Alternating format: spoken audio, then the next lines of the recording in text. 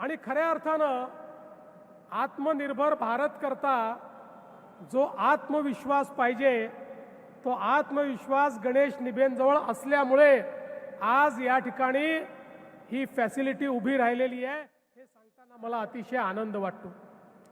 आपण बघा आज वेगवेगळ्या प्रकारचे अस्त्र त्यांनी जे तयार केले, आपल्याकडे 70 किलोमीटरच्या रेंजमधनं थेट 500-400 किलोमीटरच्या रेंजपर्यंत मध्ये कुठलंही अस्त्र नव्हतं।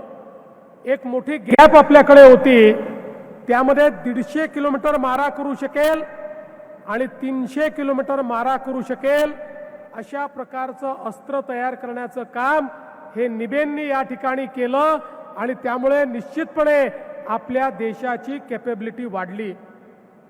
आज या ठिकाणी आपल्या सोप्या भाषेत सांगायचं झालं तर जो दारुगोळा तयार होणार आहे, जे शेल्स या ठिकाणी तयार होणार आहेत, मगाशी ते माननीय राजनाथ सिंगजींना सांगत होते की 360 दिवस लगातार आपल्याला जर एखादं युद्ध करावं लागलं आणि सीमेवर दारुगोळा लागला तर तो सगळा दारुगोळा तयार करण्याची कॅपॅसिटी आज त्यांनी तयार केलेली आहे। इतकं मोठ्या प्रमाणात हे काम या ठिकाणी झालंय।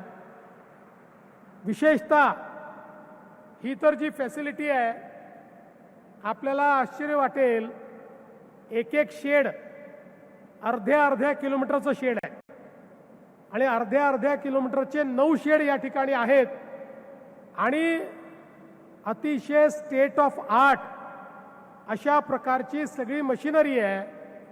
आणि जे काही या ठिकाणी तयार होत आहे डिफेन्समध्ये सगळ्याच कॅपेबिलिटीज सांगता येत नाहीत, पण ज्या कॅपेबिलिटीज आम्ही बघितलेल्या आहेत त्या निश्चितपणे आपल्या सगळ्यांना आश्चर्यचकित करू शकतील।